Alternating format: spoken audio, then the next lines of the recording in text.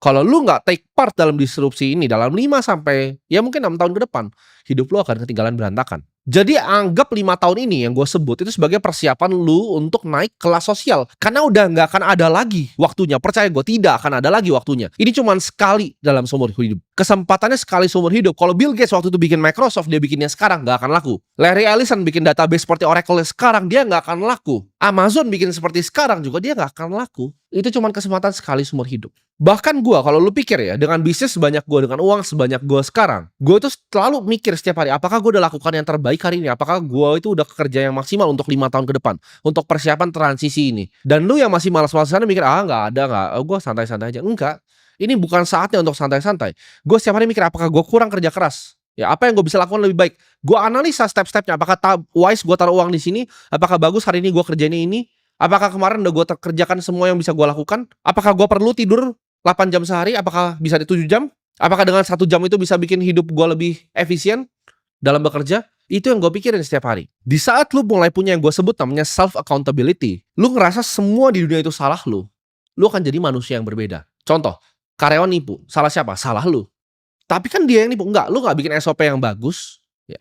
Lu gak punya HRD yang bagus, itu semua salah lu gak punya sistem yang bagus. Kalau ujung-ujungnya dia nipu pun lu yang hire dia kan, lu yang mempekerjakan dia, itu salah lu dalam ngeliat orang berarti. Di saat lu selalu nyalain diri sendiri, main catur, oke, lu replay, salahnya di mana? Even lu menang pun lu replay lagi, salahnya di mana? Itu cara lu cepet untuk jago main catur. Sama, lu main game pun sama. Di saat gue dulu main game namanya League of Legends, itu yang di copy sama Mobile Legends sampah itu. Setiap kali gue main, itu gue nonton replaynya. Mau gue menang atau gue kalah.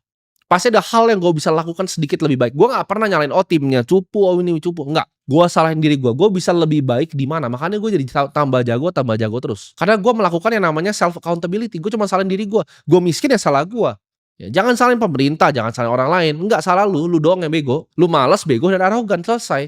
Oke, lu bodoh. Gimana cara nggak bodoh? Belajar, ya kan? Malas, gimana cara nggak malas? Ya, atau lu mau tunggu lu jadi sampah dulu 2030 baru lu keluar dari kemalasan lu. Ya, kalau arogan ini udah susah nih diobatin, udah gak ada obatnya. Jadi lu kalau bisa lihat dunia ini dengan lensa yang berbeda, bahwa semua yang terjadi di dalam muka bumi ini, di bawah matahari adalah salah lu akan jadi manusia yang superior dibanding manusia yang lain. Karena manusia yang lain itu semua selalu cuma nyalain keadaan. Oh, karena gua di sini. Oh, gua karena kurang hoki gua lahir di sini. Oh, karena gua nggak bisa begini, gua nggak bisa begitu. Oh, karena dia nipu gua. Semuanya alasan.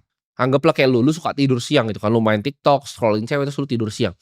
Lu tidur siang, lu tuh apa? Lu bayi gitu kan. Bayi 1 tahun, 2 tahun tidur siang. Siapa yang tidur siang? Gitu. Lu capek ya kerja gitu. Gue kalau tidur siang mana, gue bahkan nggak bisa tidur siang karena gue mikirin apa yang harus gue kerjakan.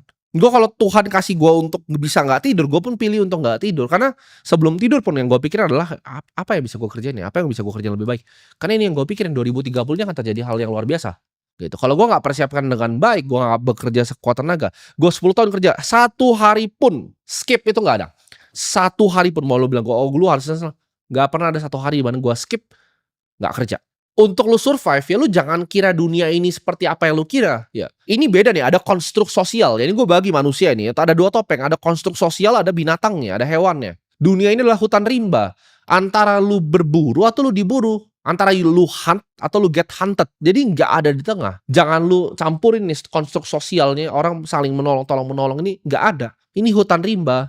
Antara gua buru lu atau lu buru gua. That's it. That's what happening. Fokus di 2 hal. 1 fokus di kripto, kedua fokus di AI.